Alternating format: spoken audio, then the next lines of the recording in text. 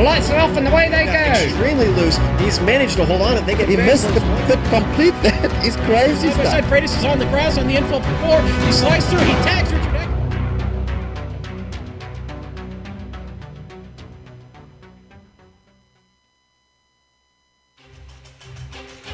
The venue may be flat, but it is far from smooth as Apex Online Racing's Formula Renault 2.0 Championship wraps up the first half of its Season 4 schedule at historic Sebring International Raceway. It's round 6 of 12 on the calendar, and all the action from both the 40-minute opening feature and the 25-minute sprint that follows can be seen live as it happens here on the Global Sim Racing Channel. Hello from the Sunshine State and welcome to GSRC's Countdown to the Green. I'm your host, Bill Soup Zahn. Joining me is the Australian sage, Richard Losber. Turning the knobs and pushing the sliders is our director, Amjad Yaman, with Dougie Beard providing the camera locations. The producers have packed this 15-minute Streamy Award-worthy pre-race show with everything you need to appreciate the simulated open-wheel double-headered racing that will be streaming your way. Last week, for round 5, the AOR Formula Renault 2.0 Championship was at Interlagos. The feature race saw Christian Tkac grab the pole, but by the first corner, both Jeroen Kwekel and Uni Silvassi had passed Tkac, dropping the privateer into third. Lap 5 saw Kwekel and Silvassi get together, with Silvassi suffering front wing damage that relegated the unit to an eventual 9th place finish. Kwekel was never caught, which gave the Origin Front Row Racing driver his 4th race win of the season. Tkac hung on for 2nd, and Gunnar Nienhuis picking up 3rd. From there, it was on to the sprint race, with 25 cars finishing on the lead lap of the feature. The inverted field put the big names a long way back. Brian Hamber of Illuminate Racing started on the pole and did a good job of hanging in there for the whole race, eventually finishing in 6th. LM Rennsport's Patrick Kessler started in 4th and had the lead by the 3rd lap and kept it all the way to the checkered flag for his first win of the season. In a tune we've heard before, Hugo Prado of TNT Racing drove from 33rd to 2nd, with Infinity Racing's Ty McLeod having another sprint race success, going from 11th to 3rd. Big names like Silvassi, Tkac, and Nienhuis found trouble and did not score well. Hey, you know what? The post-race debate had drivers arguing not so much about the rules of the road, but rather what constitutes an insult in the Dutch language. Now, here's the deal. While GSRC will remain neutral to any on-track infraction, we can rule that in any broadcast interview, calling a driver licorice or a pancake is perfectly acceptable. Something gets lost in the translation, I think, there. Hey, add up the points for both the races, and what do you find? A feature win and a 7th had the Earthquake way out in front. A 2nd and a DNF put Tkac in 2nd. A 3rd and a DNF earned Nienhuis 25 points for Fusion Racing. The only driver to be respectable in both races was Team Tortoise's Evan Emre, posting a 10th and a 5th. Fusion struck again with former champ Phil Reed. Richard, be it Watkins, Glen, Donington, Okayama, Brand Hats, or Interlagos, this series has provided plenty of excitement. It certainly has. And hello, Bill, and a very good day to all our viewers as well. Well, Bill, I have to say, I struggled to wake up this morning, but I am here. And let me tell you about the place where we are racing today. Sebring International, located near the town of Sebring in Florida, of course. Built on a former airbase. And it was transformed into a racetrack, very flat racetrack, as we will see. It was opened in 1950. The first 12-hour of Sebring, this is where they run the 12-hour races.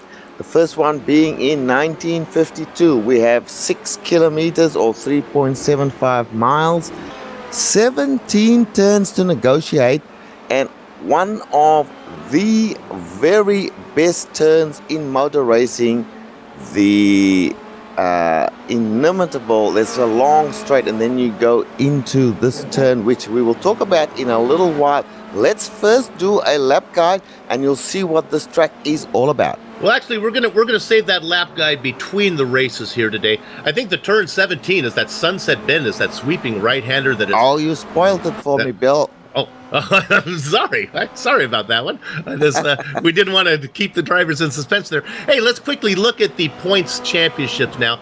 As we look at the Drivers' Championship, the top three hold station. But again, let's look at those yellow pocket points. Notice that the points that the leader had, 32 points. And that means that if he were to perform poorly, and that, of course, being Jeroen Kwekel, he would be able to drop that result and bring in 32 points. And right now, Kwekel is not here today, so that may be a good opportunity for him to bring in those 32 points. Nienhuis moves up a spot into fourth, and privateer Christian Kitkach returns to the overlay. And just between you and me, if those two privateer drivers like Silvassi and Kitkach ever decide to join forces for a team, watch out. And speaking of teams, the team championship continues with Origin front row combo of Kwekel and Dan Brewer way out in front. We saw Nienhuis and Reed have a good result at Interlago. Quietly scoring well is Evo Sonic. Now, neither Andy the Milkman Cowie or Jean-Francois Godin are on the top five overlay for the driver standings, but nevertheless, that team is in third.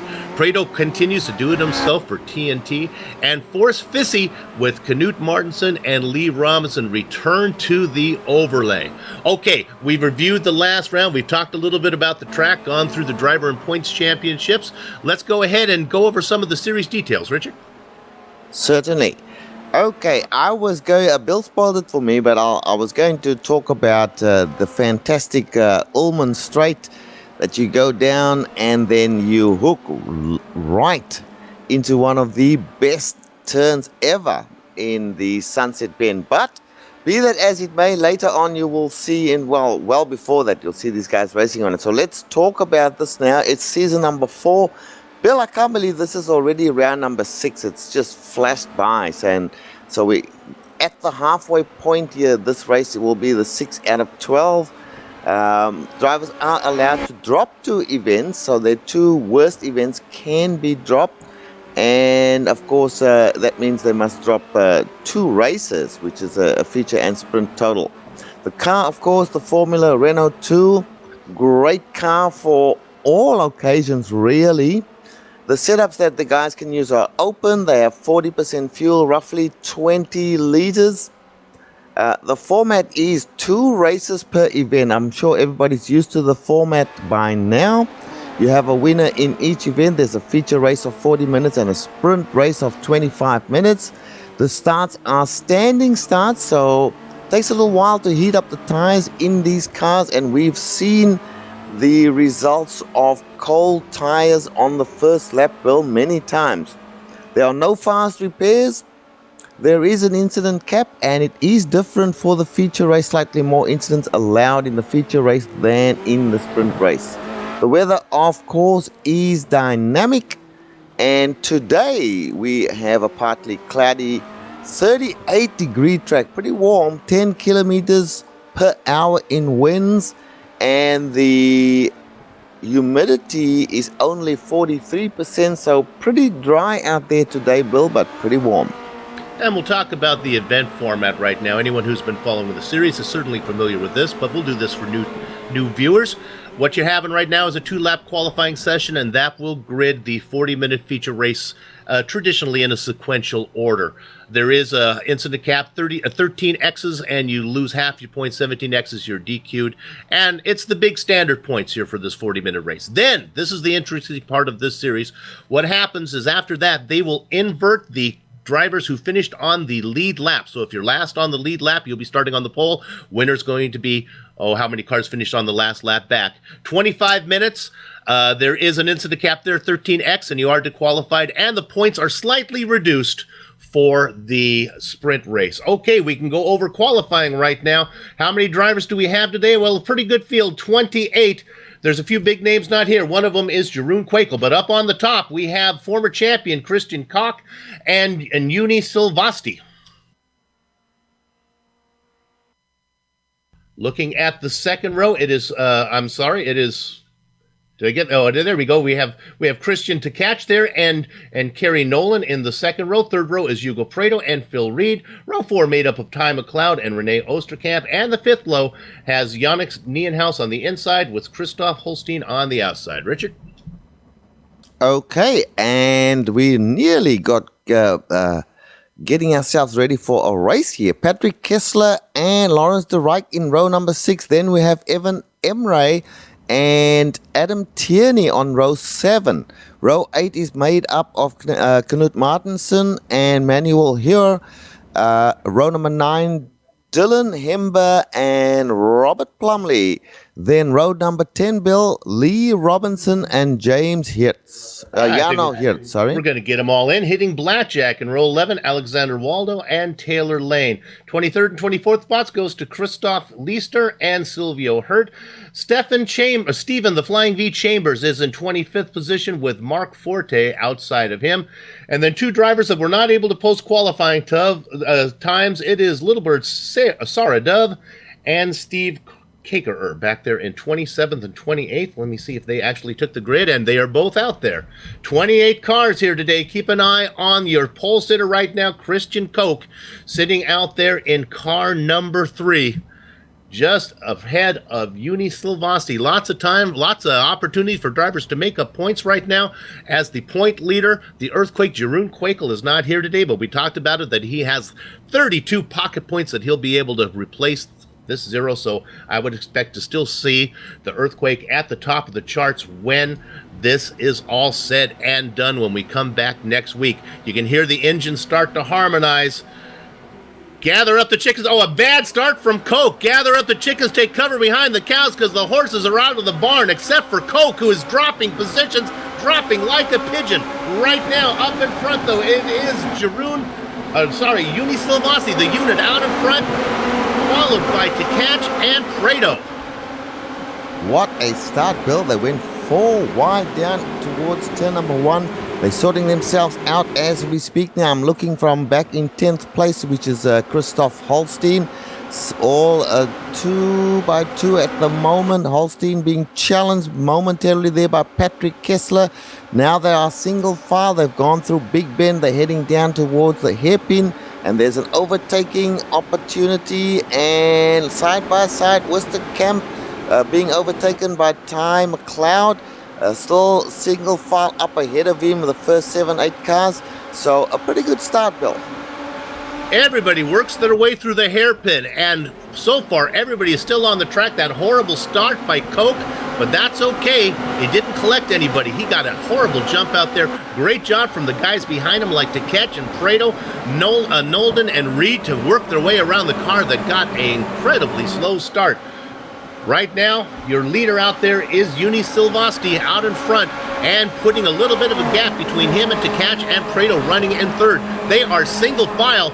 And Richard, I think, I'm going to knock on wood, we're not there yet, as they work their way through what I think is Tower right now. So far, so good. Yep, and Kerry Nolden spins his car. Kerry Nolden has a 360-degree spin, gets going again. Fantastic, Kerry. But that was a nasty moment for him. They continue, though. Again, at least nobody was collected in that right there. Another car falling back. Yep. Oh, Nolden now making a move. He fell back. He's having a great battle going alongside right now. This is Christoph Holstein as they go side by side. Meanwhile, the leader completes the first lap, and it is the unit, Uni Silvasti, out in front. Everybody remains the same as we talked about before. Yeah, that was unbelievable. Kerry Nolden just looped the car around, coming out of the turn, did a complete 360 and got going again. So he's way back in about 12th position at the moment. So looking right towards the front now, Uni Silvasti is leading the race. Christian Tkach is in second place. We've had an issue there. It looks like Waldo put it in the wall. He got a little bit of a bumping going on between Lane and Robinson. They got together and Waldo ended up going into the wall. All right, we're going to go back. Richard, keep an eye on the battle right now. We're going to go back and look at our first lap start. Now, you can see out in front, as you see there, watch the car on the pole position. That is Koch, who gets a horrible jump. Look at the guys getting around him. That's Nolan getting around on the inside. Getting around on the outside was Prado. Now they work their way through that first corner. Everything gets nice here. They settle down nicely. So the real loser there was the pole sitter, who fell way back.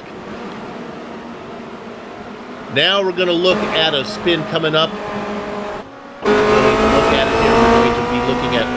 Oh, this is Nolden. This is another champion. He's watched this as he's 360s it here. This is, I think, coming out of Le Mans, getting onto that long straight. He does a little Danny Sullivan, turns around and gets going. Only loses a few positions. Nice job. Now we're going to look at one more incident left here, as we're going to look at... this is... Oh, Hoyer having trouble right there. You can see him get loose. Oh, my goodness, he got collected. We'll find out who that other driver was. I think that's probably going to be the end of the feature race for Hoyer. Okay, Richard, that takes care of our first lap. What are you looking at right now? I am looking at Phil Reed, and in front of him, Christian Koch. They are having an enormous battle, and they were side by side for half of this current lap. They're now into lap number 3. But they were side by side. At the moment, Christian Koch is defended the position. He is looking to keep Phil Reed behind him. Phil Reed very, very anxious to take that place from him. Meanwhile, up ahead of these two, Hugo Prato in 3rd place. And we're getting more information what's going on now. Oh, Nienhouse spun right in front of Kerry Nolan. Oh, dear. Didn't collect anybody, though. Did a nice job. Put it off on the grass. Brings it back out right now. So this is Yannick, not Gunnar. Yannick's going to file out in a 19th position right behind Christoph Leister. Cold tires, Bill. That's what it's all about at the moment here. And some guys are struggling to keep it on the track. But we are looking. I was with Hugo Prato before in 3rd place. Let's go back to Hugo Prato. Look at the gap between himself and Christian to catch, and look at the gap between Christian and Juni Silvasti. Juni Silvasti now taking the last couple of corners, heading back onto Ullman Straight, where he'll put the power down of the big Renault 2 engine and then take that fantastic corner. Let's just stay with him for a couple of seconds as we see him hook around this corner. I believe this is the best corner in motor racing. Have a look at how much space there is, Bill, for you to take. There are 100 different lines you can take through this turn, but at the end of the day, you want to come out where Juni is now and finish the lap in style, which Juni does for us. That was Sunset, and that corner has more bumps than Tony Montagna's coffee table. But right now, Juni Silvasti is really gapping the field. You know, we talked about former champions. Christian Koch had trouble on the start. Phil Reed hanging right in there, right behind him. And then another former champ, Kerry Nolden, had trouble as well. So some former champs having some issues right now early on. Richard, the nature of the beast here at Sebring's, if you spin, at least there's not the close proximity of the walls like we had at Brand Hatch. The guys are spinning, but they're going off. They're not bouncing back onto the track, which sets up those big incidents that we've had. Just lots of little single spins right now. Yeah, it's wide open spaces, particularly in just about everywhere. The only place where it is really dangerous is as you come onto the Ullman Straight. If you get it wrong, you can hook right and get off into the wall on the right-hand side. We've seen a few people do that, not in this particular race, but in various races. Let's go back now to René Oosterkamp. René is challenging Ty McLeod for that 6th place. Ty McLeod will have none of it. Ty keeping him behind him as they go through the right-hander, which is, you can get loose here as well, Bill, but as we mentioned, look at all the space for runoff where you can recover. And René Oosterkamp just can't get it done, but he's very close. This is the closest battle we have. Now they're going to head towards Ullman Straight. Can René now power up the Renault and get on terms with Ty McLeod? We'll find out. I don't think it's close enough. He won't make it before the end of the straight, so he'll have to wait for another lap. We were looking off the wing of McLeod back at Osterkamp right there. Both of those guys. Now here comes Osterkamp closing in before he gets up to Sunset, but it's not going to happen here. We'll ride on board a little bit as they work around this sweeping right-hander that sets you back out onto the main straight. There's a chance maybe to do it into the first corner. Let's see what McLeod does as he kind of hangs to the left there, kind of taking that defensive line now, easing his car back over, trying to get an entrance into the sweeping right-hander. I don't think we're going to see any passes here. Probably the next chance for Osterkamp as he comes in close would be the hairpin. Oh, he's going to duck in. He's going to be on the outside, though. Not sure if he's going to get that done. What he needs to do is get a nice run off of here, Richard, and see if he can follow through the big bend.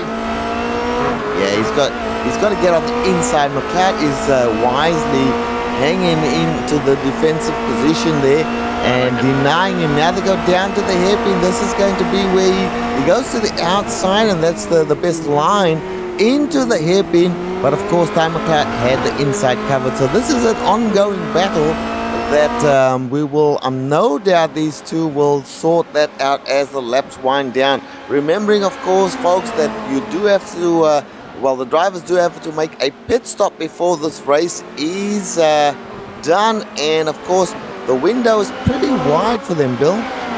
Let's go to P12 right now. This is Plumley on the inside right now, battling with Adam Tierney.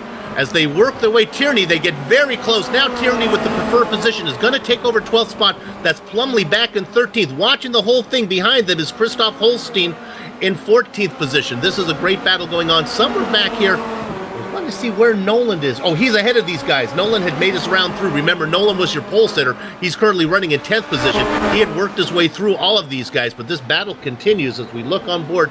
Plumley, we've seen before, Richard, when Plumley is on defense, he is one. He makes that car really wide.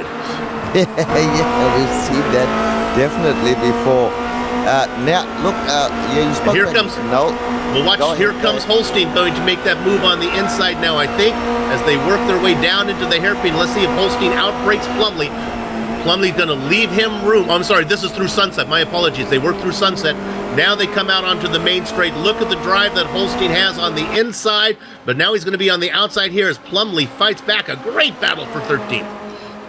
And Bill, you are absolutely right. That entrance into Sunset Bend, and then in the middle of it, there are so many rough bumps there. You can actually see the car wobble as it goes over those bumps. But here we have ourselves a good looking battle here. We've got, there it goes, somebody went off there, and that was, oh, like that was Tierney got loose. Tierney. He just got loose in front, and he put the car on the grass. I think he clipped the right side against the wall, bounced it back out onto the concrete. Nobody collected him. That's just two guys racing on the edge. And now as we go back live, he is back in the race. He got out on the grass there, but managed to get back on track, and he's racing once again. And of course, these guys are pretty far back now. We're looking at around 15th, 16th position. But nonetheless, the battle's all over the park here. Let's go back to that situation that our director is pointing us at. Third spot right now, and this is Prado trying to hold off former champion Christian Koch. Koch back there in that blue machine, Prado up in that kind of yellow and black colored car. That's right now. There we see it. Watch them as they come down. Right now they are working down the Ullman Straight, going into what that corner is there, into Sunset. Look at the run that Koch has. I think he's going to duck to the inside. Now Fredo gets in there and going to defend that. Nothing wrong with that one. That's kind of the racing line. Now they work their way around that sweeping right-hander. Let's see, Richard, if they make the move going into one. One is another sweeper. It's kind of hard to get anything done here, but here he comes. Is he going to make the move? Yes, he is. I think he's going to get this done.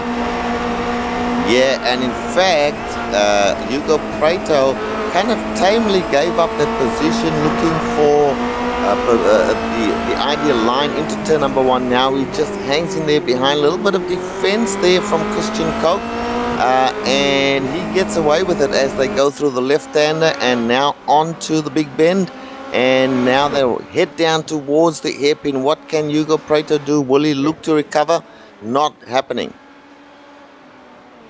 Looking maybe at 11th position. Oh, we got a crash here between Osterkamp got together with McLeod. I'm not sure how far back this was, Director. Do you have this?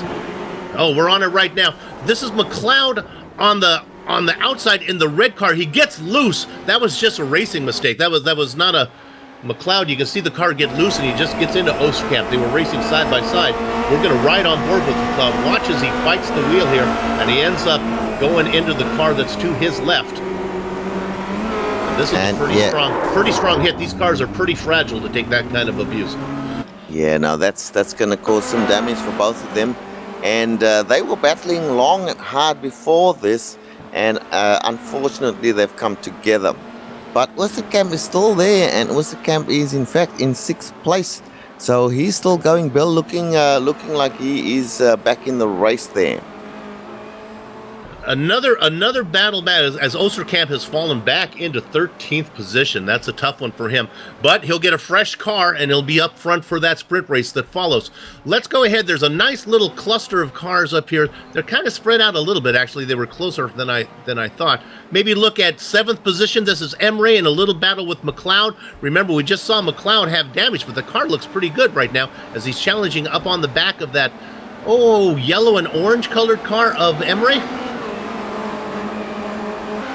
Emre is in a green car. Green car, okay.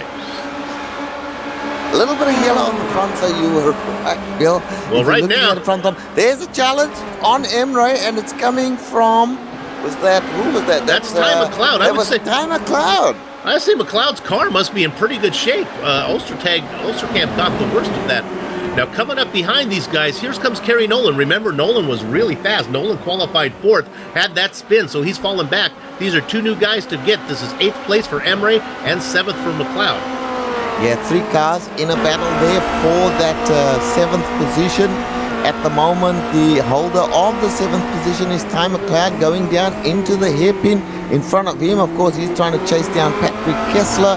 Then, of course, behind him, we've got Emre, which we spoke about, and Kerry Nolan. Can Kerry Nolan get by these 2 and claim 7th position? Let's go to Tyler Lane. Currently, get a replay on this one. He was leading a field. He did a nice spin, got out of the way. Hember, Hurt, Dove, and Tyranny were behind him. He was running a 17th at the time. I was a little afraid that he was going to bounce back out. This is going to look pretty innocent here. I got all excited. I was worried he was going to bounce back out in front of these cars. This was a great battle going on for about 15th position. There you can see him loose, and I thought he was going to hit those tires and cause trouble, but all those guys were able to get around him.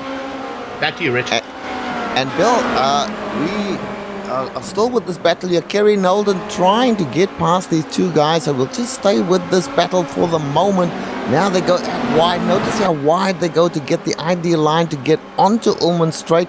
Now they put the power down. Can Nolan have enough to get by the 2 in front? I don't think so. What'll happen in Sunset Bend, however, is critical. Nolan's sizing them up now. They hook left. This is so fast as you get in there, Bill. Any car. And here you get through the bumps now and you come out on the other side. No, Nolan does not have enough momentum, although he's creeping up there on Emre at the moment.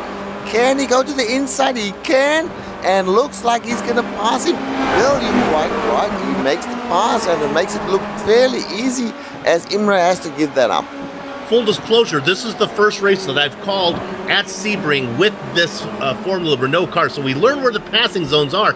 A lot of times you can't get that pass done in one, but it looks like these Formula Renaults get a nice run off the Sunset, get in the toe, and they get that done. Now, the next one up for Nolan is McLeod. Hey, I want to go up to 2nd position real quick before Nolan gets to McLeod. Keep an eye here. This is to catch. He has a 2.1 second lead on our pole sitter, Christian Koch. Remember, Koch had that horrible start and fell back. Well, Koch's got around a lot of the cars now, is running in 3rd and beginning to close the gap a little bit on to catch. I don't know if anybody has anything for the unit, who's out in front by 5.5 seconds. Yeah, and in fact, there's a better than 2-second gap between Christian Koch and, of course, Christian to catch and Christian Koch. So a little bit of different spelling, but the names sound the same. And here we have Christian Koch chasing down to catch them. He's still got a little way to go, but he is catching slightly, and every lap brings him closer.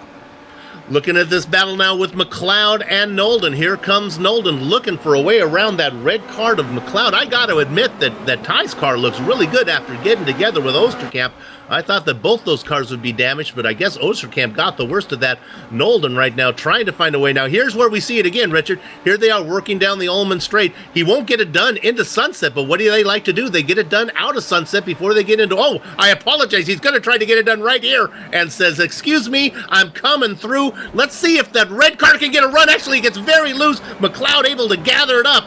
He's going to sacrifice that position. That's the bad news. The good news is he keeps racing as he's able to keep that car going straight.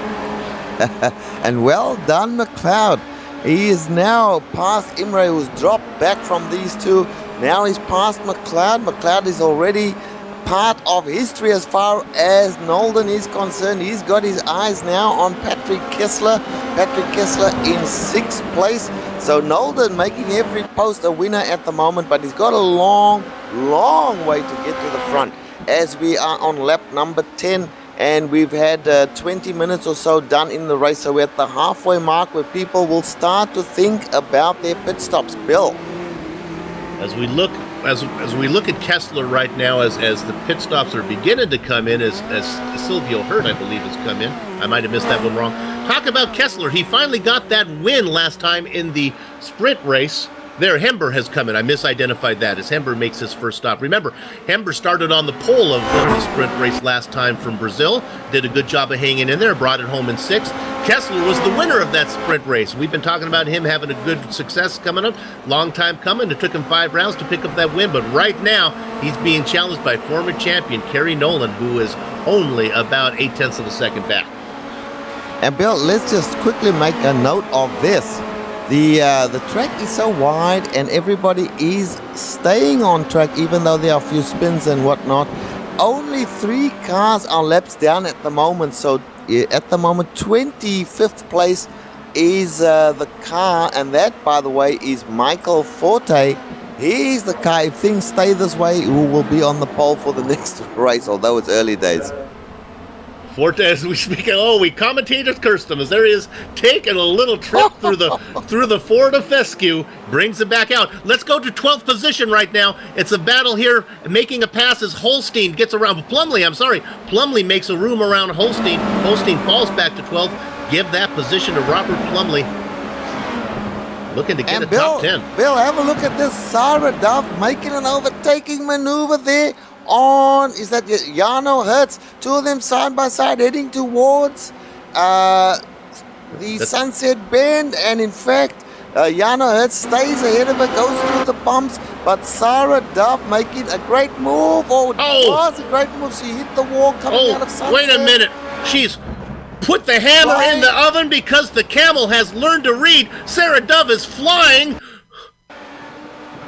This is remarkable. Oh dear, another one for the commentators. Sarah, I know she's a bird, but she was flying there as the dove took off. Watch this one again. Every once in a while, iRacing will give you something screwy. I'm not sure if you're going to see what we saw, but it's always fun to, there she goes. Bill, Sarah. I saw this at, was it Watkins Glen, where a car just touched the wall and flew like 60 feet up into the air. This is an iRacing bug of some sort, but surely it is fun when it happens.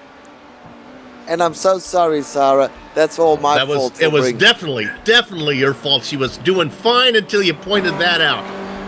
Let's note here, let's go to 6th position while we were looking at the dove flapping her wings. We can point out that Nolan has got around Kessler now. And now Kessler, boy, this guy is pesky, and it's Ty McLeod. Look at McLeod coming back here in that red car. Yeah, the battle has been joined. There's 3 of them there, Bill. You've got Ty McLeod in the rear as they go around Sunset. Then Kessler in front of him. And Kerry Nolden. Now, Kerry presumably has just made the pass, so he will be looking to put some distance between himself and Patrick Kessler. But they're not giving up. And McLeod is like well, I won't make that comparison. I think that's a bit rude, but we'll just say that McLeod is pesky and he's past Kessler and he's looking to make a comeback at Kerry Nolan. So Kerry has his hands full just staying ahead of these 2 at the moment. Evan Emre, that's probably the first driver who was running near the front. I think he probably is running about 10th position off the top of my head, has come in for his pit stop. How about McLeod after getting it? Oh, look at this. Let's stay on this, though, because Kessler's not giving up. Here comes Kessler as they work. This is into the hairpin. Kessler, hey, nice job. Let's give Patrick a little tip of the hat there. He could have forced the issue, but he realizes he has a long race. He can get that spot back later. Decides better of it. Yeah, good thinking. That is it's a favorite place to make an overtaking maneuver, but you've got to be right next to your opponent going into the turn or just before the turn to try and make it stick. So he backed out of that one wisely, I think, and he will fight on now as they go through the right-hander. This is such a tight right-hander, and then you've got that dirt on the outside of it, and if you get in the dirt there, you can get loose, Bill, and you can be thrown into the wall on the right-hand side. Then you've got the S's, and coming out of the S's, you get onto the Ullman Straight once again, and this is what the guys are doing right now. It's a very, very fast turn, and then you put the power down and you try and get onto your opponent. As Kessler, you can see being sucked in by the draft, and he comes up alongside a little bit of defense there for McLeod. McLeod thinks better of going full defensive, gives up position, maintains an outside line. They're fighting back. Two of them go side by side, and they still side by side as they go to finish the lap and head back up towards turn one, side by side still. Okay, we're looking now that Coke has had an issue. We're gonna stay on this right now. This is Coke in a battle with Prado. We'll see what happened there. Now we'll watch this battle and I'll see if I can scroll back. Oh, he did a 360. Maybe we can get that a little bit later. He did a 360 going into the first corner. So, some great driving as we continue to follow this battle, though. We'll come back and get that in a second. Coke out in front. I would think that Coke's going to be able to pull away here from Prado. Well, but I say that. Nope. Here comes Christian. Well, I have a pair of Christians there. It's Christian with the C against Christian with the K. Right now, the K is out in front. Well, let me correct myself. The C is out in front. No, that's Coke and Prado right now. Yeah. You've got Prado just behind, and in front of him you've got Christian Coke. Christian the Catch is the other gentleman you were thinking of, and he is way ahead of these two. Yeah, but the battle here is on. These two are fighting it out as they head through the right end here, and they go into the S's. They'll be on the straightaway in a matter of a second or so. Prado lost out to Coke, and he will want to get it back. You'll see the draft kick in now. I don't think he's close enough, but we've seen these guys battle into Sunset Bend before, and getting more information that we want to go somewhere else. Let's do that. We're going to look at the replay here at the 360 spin. While that's going on, I expect Coke to pull away as he was faster than Prado. The only reason Prado is back in the mix is, watch this. Now, this is around Sunset. Now we go down the main straight. Right when they get into this left-hander of turn one, this is Danny Sullivan version 2. As they come in here, look at this great spin. As he ducks in, the rear of the car gets loose, and it just comes around on him, and no problem, spin it around, do a little dipsy-do, and get back on the throttle, and there I go. This has happened a few times, and we're coming back live to the Catch. Let's see what is happening with the Catch. He has made his pit stop, and so has Prado. Well, it looks like to Catch McLeod has as well. We're looking there at all the... in the pit stops are happening, but they're not all coming in a batch, Bill. It's just a couple here and there. So they're choosing their lap on which to make their pit stops. But it certainly is happening. We've got Holstein in there. We've got a few others as well. But let's go now quickly to the front there with Unisil Vasti and see where he is, because of course he has not made his pit stop yet. Way out in front. As we look at that one, I can update you that the Catch really crushed Prado. He is way out in front of Prado right now, as those are the two cars. To Catch and Prado are the two cars who have made their pit stops. To Catch, leader of all of them. Running second is Coke, and Silvasti, like Richard just said, needs to come in for a stop. Wouldn't be surprised if he doesn't do it this time, as he works his way down Ullman into Sunset. This would be the pit entrance here. Although really, Richard, no reason to come in till you run out of fuel if you're having hot laps like he is. Wait till Wait till you run into traffic. Nope. He must have been watching the broadcast as he brings it in right now. Let's see if Christian does the same. Christian is quite a bit behind him if we're talking about Coke. Yeah, it was the top 6 drivers that have not pitted yet. So Christian Koch, he is coming into the pits as well. That's first place and second place coming in to do their pit stops now.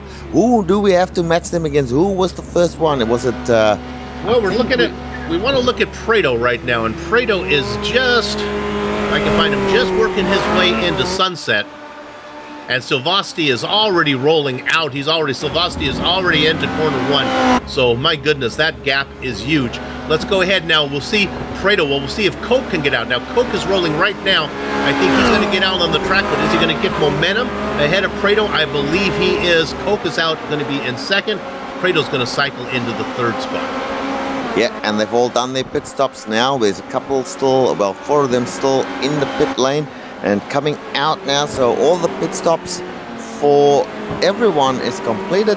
Our leader still Juni Silvasti. Let's check the gap between himself and second place, which is still Christian to catch. Looks like it's about, what is it there, Bill? My eyes are getting older and older. It looks like 12 seconds. Yeah, quite a bit. In fact, let's bring up our top 10. We'll run down the whole thing for you. We can see how this stands. I believe everybody has made their stops now that should. Your leader, check his luggage for stolen towels because he has checked out. That is the unit, Juni Silvasti. Christian Koch is going to be running in, Takac is in second, and he's got about a 4.3 second lead over Christian Koch in third. Hugo Prado closely being challenged by Phil Reed. They're about 2 seconds apart. Reed's got a nice 5-second lead on Kerry Nolan, but Nolan is on the move. We'll keep an eye on that one. Ty McLeod having a great race after getting together with Osterkamp, has that car still running out there in 7th spot. 8th position, Christian Kessler, and 9th going to be, Lawrence Sudden Strike to Reich, having a quiet run into we'll keep an eye on this as he's running in 9th, being closely chased by Evan Emre. And for those of you who are writing down Bill's quotes, get this one. Check his luggage for stolen towels because he has checked out. Write that one down, folks. That's a new one.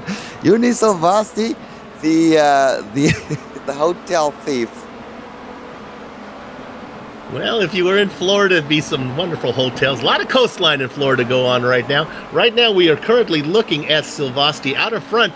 Remember, this is a great opportunity to make up some margin in the points on the points leader, Jeroen, the Earthquake Quakel. But remember, we talked about Quakel having those pocket points. What that means is he has a really large, great finish race that he hasn't had to score yet. So even though he's not here today, he's going to be able to count about 32 points for a combined score, and that's going to be a nice sum. But of course, you burn them, you don't have it to use again, so that's at least you get it out of the way. And Bill, I'm looking around for a battle. They're not seeing much battling happening at the moment, but I want to report that Sarah Dove is back out there, and I'm going to just say that and then shut up. I won't make any further comment on Sarah because the last time I did, she went flying like a dove.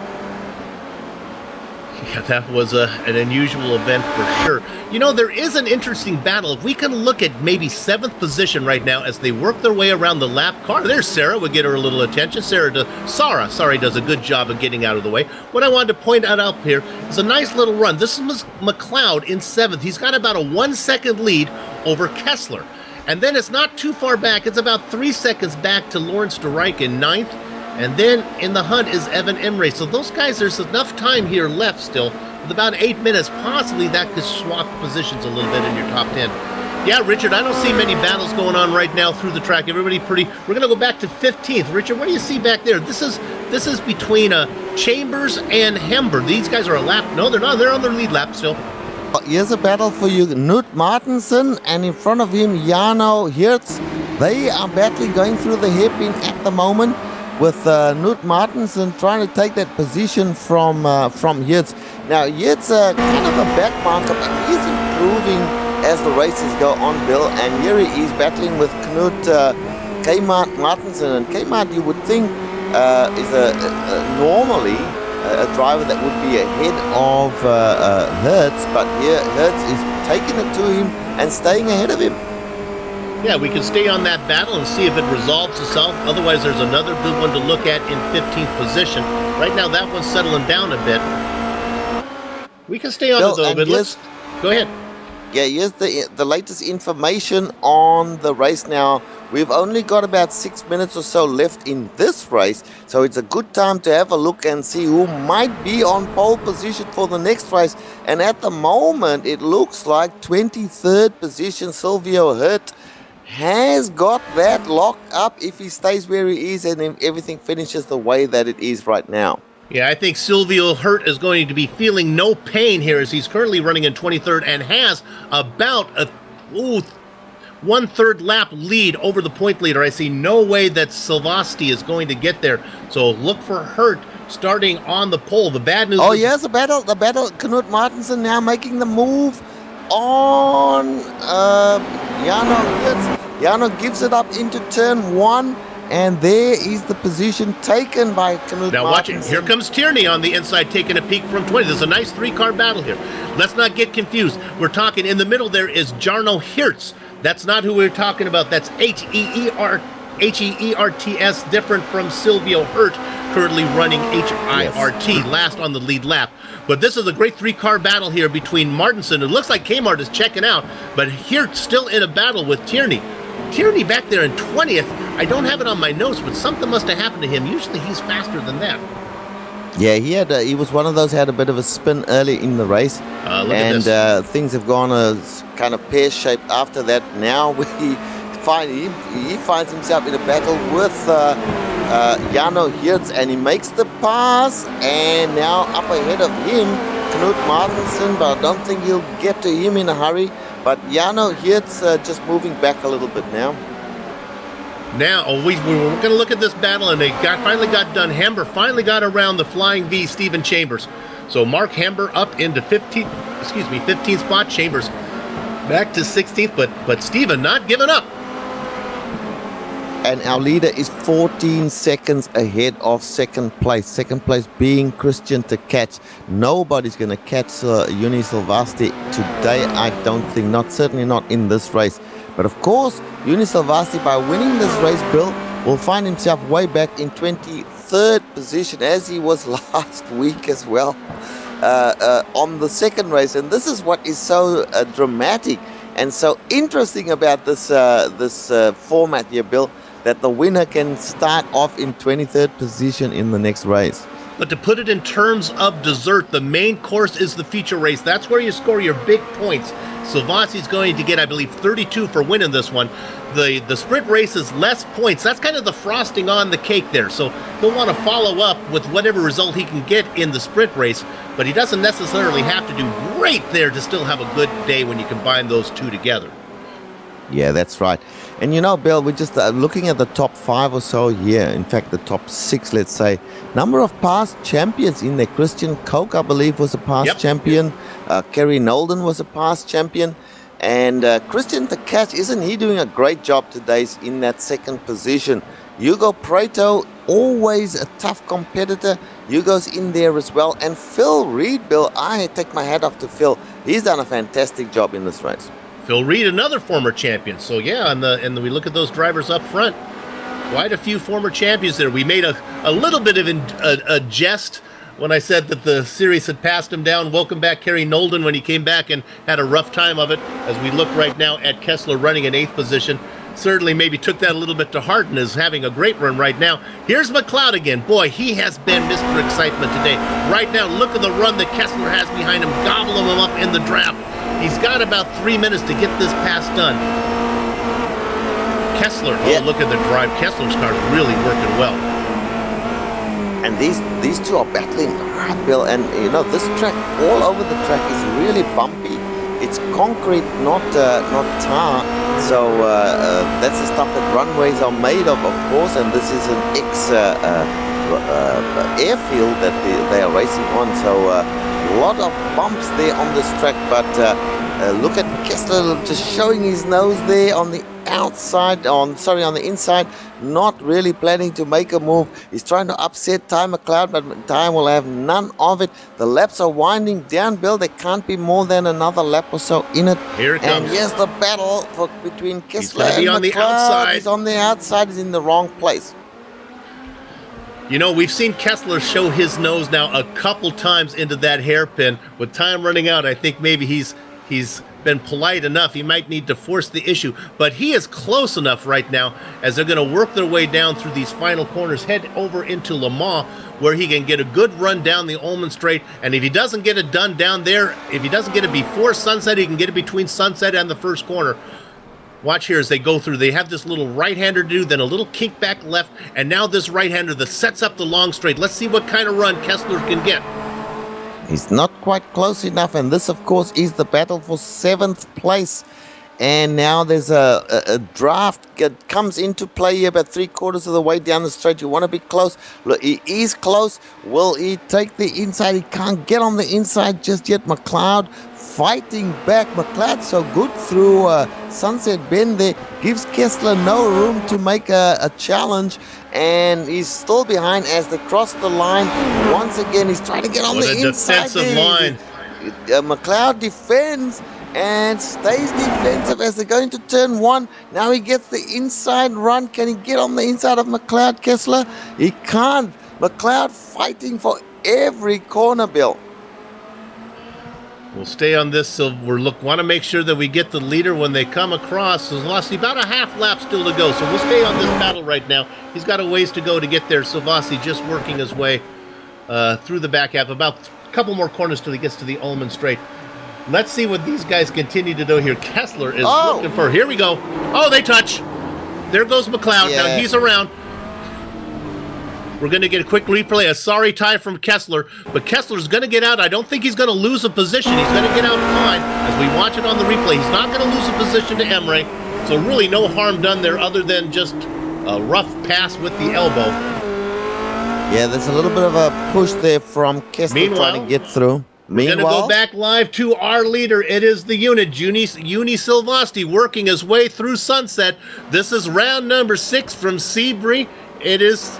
Oh, we may not know. This may not be the white flag lap. This is the white flag lap now. I've just seen the white flag in my timing and scoring. This will be the last lap now. There were just seconds to go, but there was enough time for him to be forced to do another lap, Bill. Well, I certainly hope he put in enough fuel with that calculation, as he's got, about 3.6 miles, I believe, or something like this around here. I think we're in good shape. Actually, the top 5 are all spread out. There is no real battle in the top 5. Yeah, and we apologize if we gave some wrong information there. iRacing does not give us as the actual white flag. However, if you're a good software developer like I am, then you've got the right software to show you exactly when the white flag comes. That'll work out. Richard, you're killing me here. Let's look at, this is a battle, maybe 19th position. We have a little something to look at here. These guys are still on the lead lap. This is Osterkamp. Remember, he had issues. I'm not sure how healthy that car's feeling right now. Being battled with Jarno Hertz. This is a battle for 19th. There's a little time before our leader gets to around to focus on the finish, so we'll stay on this right now. Look at the run here that Hertz had. This is going to be easy. I think that's the case of that car having no straight line speed, and that car I'm talking about, Osterkamp's. And here is Uni Silvasti. He's going through the S's now for the final time. And Uni will head on into Ullman Straight as he does as we speak. And this is the last time he will run down into Sunset Bend, Bill. And then he will finish this race in first place, about 16 seconds ahead. What is interesting is he is in yelling distance of Silvio Hirt. Hirt right now working his way through Sunset. He's going to. I'm going to tell you when Hirt goes across the start-finish line. It's right about now, and he's going to just beat Silvio. Oh my goodness, Uni Silvasti was closing on him. There is your round 6 feature race winner here at Sebring. Goes to the unit, Uni Silvasti. Second place goes to Tkach. Christian Koch is going to get third. Prado coming across the start-finish line right now in fourth. Phil Reed, top 5. Golden getting a 6th place there. That's a good finish for him. Kessler coming in 7th place. You know what? I don't think so. I think Kessler is going to give he's going to give the position back. He gave the position back to Ty McLeod. How about some good sportsmanship there? So McLeod is going to come across in 8th, I guess, as Lawrence Reich is going to get 7th. Sorry, we missed him. Kessler gets 8th. Kessler gets 9th. And rounding out your top 10 is Emre. So again, that back half of the top 10, Nolden, DeReich, McLeod, Kessler, and Emre. Plumley gets 11th position. Holstein in 12th. Go ahead. The reason we were talking about Silvio Hurt crossing the line just ahead of Suni. Look, this is 13th. Look at this battle we have here on the screen. This is the Flying V. Stephen Chambers is going to get what the official iRacing are going to call that 14th position, just ahead of Leister. And back quickly to that situation I was describing. Silvio Hurt, of course, the importance of all of that was that Silvio had managed to stay ahead of Uni Salvasi, which puts him on pole position for the sprint race coming up soon. Jarno Hirsch got the nod over Rene Oosterkamp. We saw that battle. A driver we didn't mention, and why I think it's important, is Tyler Lane. He's going to finish in the blackjack spot, 21st, second to last on the lead lap. Means he's going to be, if he decides to keep this position, on the outside of the first row when we go to the sprint race. Okay, Director, do we need to run down the whole thing, or are we good there as we ran through? Okay, we'll do that one there. I think we're good. Well, let's run down. I'll give you the names of the drivers who finished the lap down. Forte, Kager, Sarah Dove, Alexander Valdo, Manuel Hoyer, and Lee Robinson round out the last 6. All those drivers one lap down. Let's see if we can quickly, because this is a weird format here that we have on GSRC. Is there anybody ref for interviews? All right, what we'll do then is take a short break, and we'll be back to do driver interviews and get set up for the next round.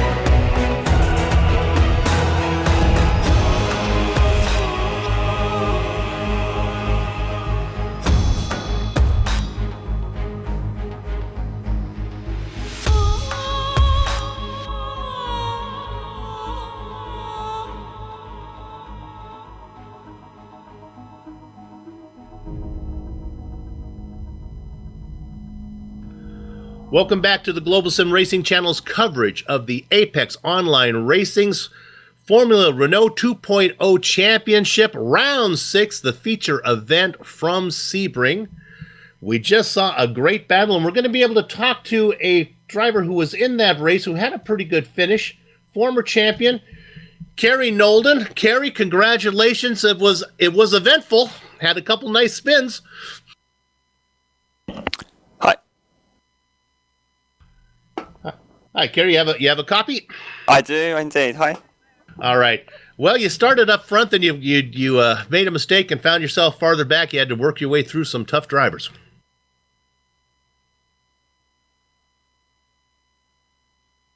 Oh, Kerry, we're not getting you. Can you talk into your mic? We're not getting you. The sound level might not be loud enough to pick you up. No. Hello. Oh, there you are. Now we got you. Go. Okay, there we go. We got Sorry, you. All right. That's all right. Strange glitch there. It was nice to just put a lap in qualifying and just get up the field, unlike last week where it was a bit of a mess. Just went a bit too deep into a corner and touched the grass and spun. We're glad to just recover it and only ended up in the middle of the field. I knew I had good pace. Just a shame didn't really get maybe third, which is probably maybe the top result that I could have gone for. But yeah, sixth is okay. I think considering where I was at the end of that one. Yeah, I don't think anybody had anything for the unit out there as Silvasti was. He was in another class. How about that start? One of the drivers, Coke, had a hard time getting going.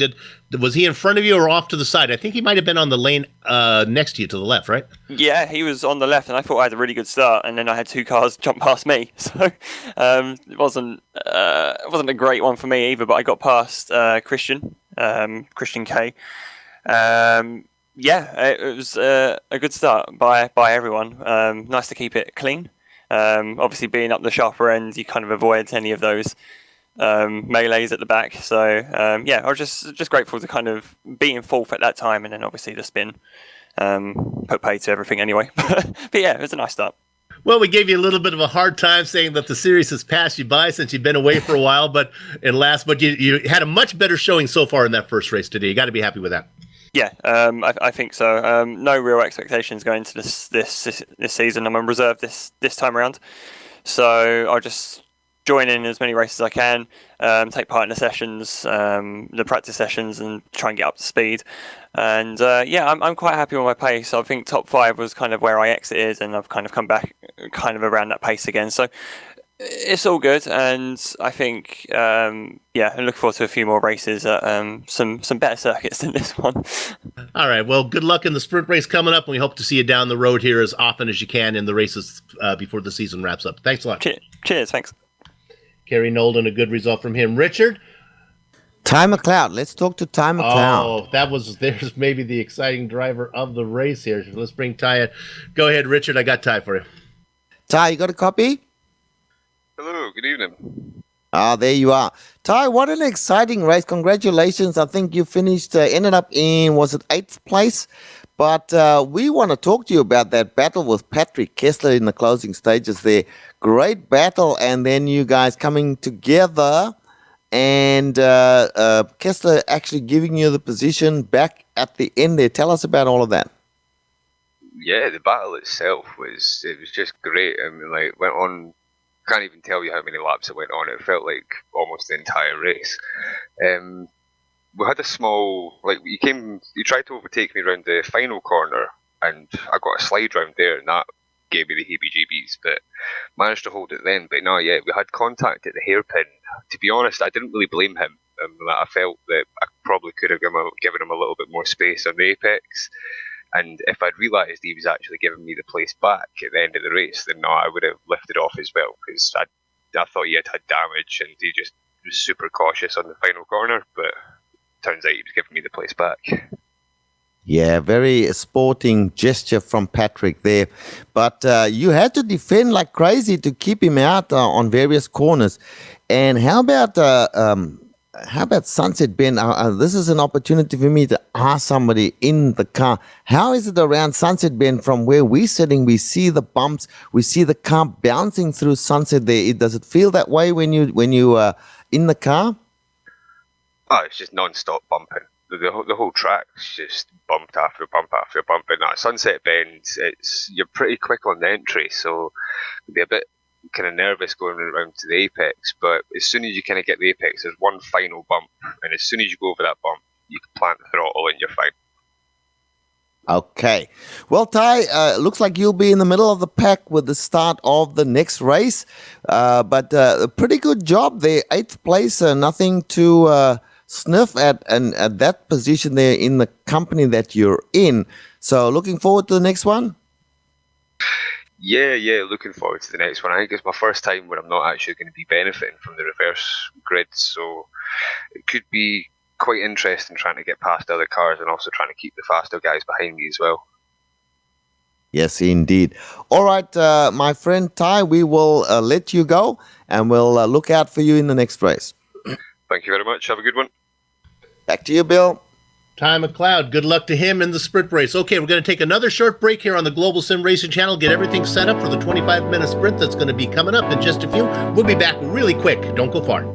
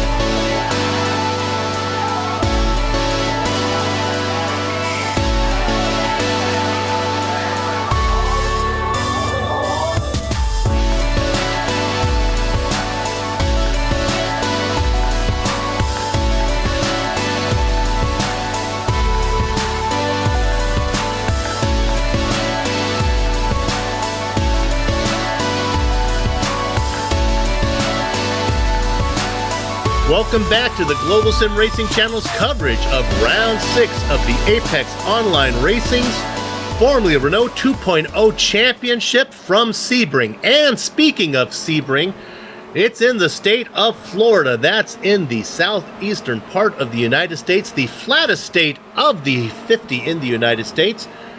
But just because it's flat doesn't mean it's smooth. That this track is very bumpy. And to give you an idea of how bumpy it is, let's go ahead and give you one of our GSRC lap guides here as Amjad Yaman takes us around, and Joe Peak is going to talk us through a lap around Sebring.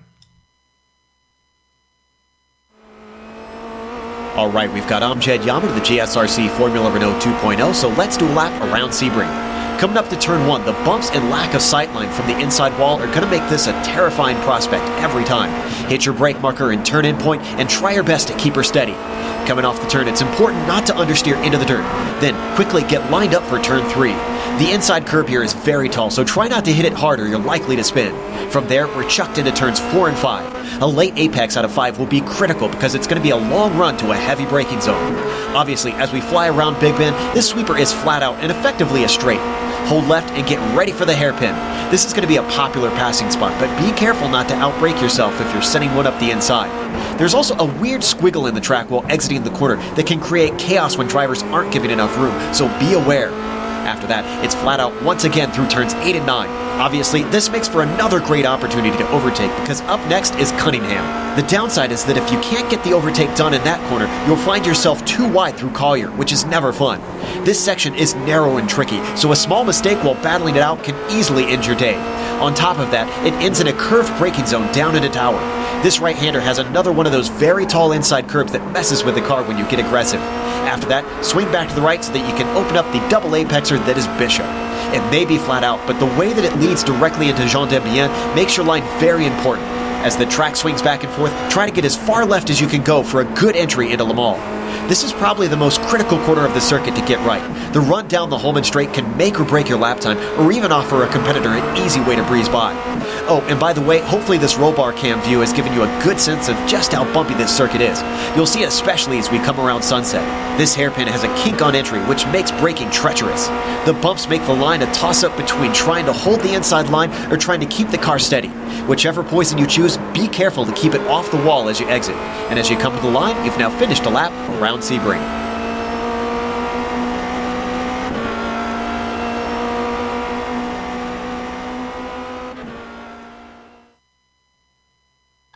To quote Carly Simon, nobody does it better. And when I'm talking about nobody, I'm talking about Joe Peak as he talks you around a lap in the GSRC Formula Renault 2.0 here at Sebring.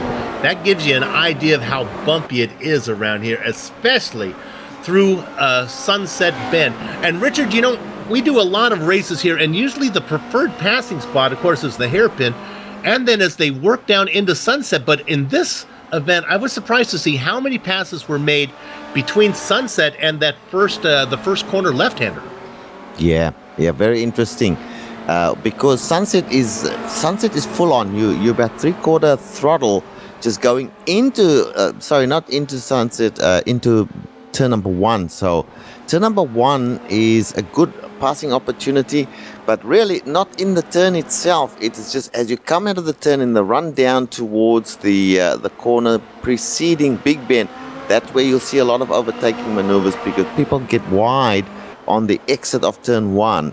And that gives opportunities to somebody who's ready and planning a passing move. So lots of places to pass here. Big flat track, wide open spaces, but very, very bumpy as we heard from the drivers. All right, well, now we've looked back at what happened in the featured race. Let's go ahead and look ahead at the sprint race. And to do that, we're going to look back again a little bit.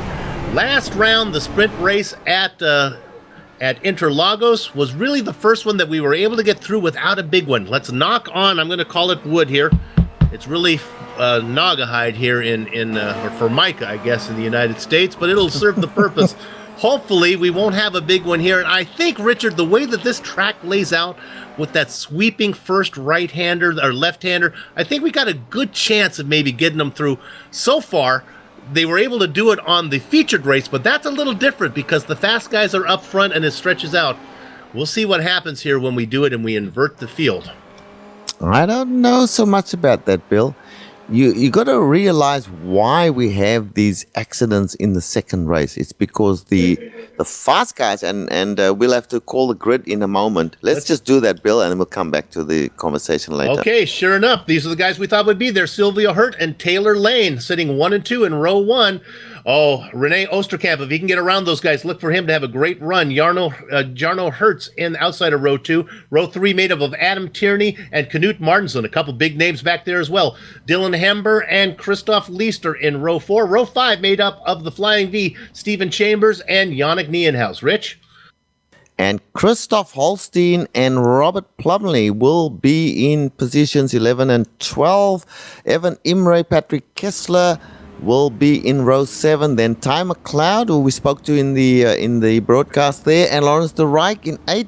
Kerry Nolden, Phil Reed, row number 9, and Hugo Pareto, Christian Koch in row number 10 as they start gridding. Guys with the work cut out for him. Christian Tkach in the blackjack position, and Uni Silvasi, the last car on the lead lap, going to start in 22nd position. Guys a lap down. Sarah Dove, Alexander Valdo, Manuel Hoyer, and Lee Robinson round out the field. Let's go ahead up front.